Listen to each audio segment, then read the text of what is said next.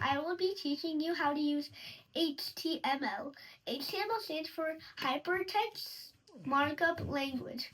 You can write HTML in a simple text editor, but I like using Subline text. I will show you how to install it on your system. Go open your favorite browser and go to google.com.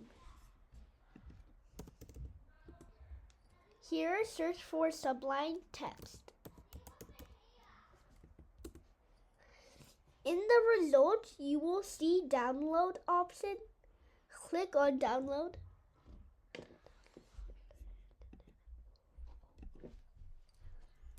Here, select the version you want and install the Subline text on your system.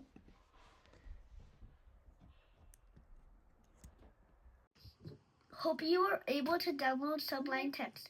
In the next video, you and me will be writing our first code of HTML. See you soon.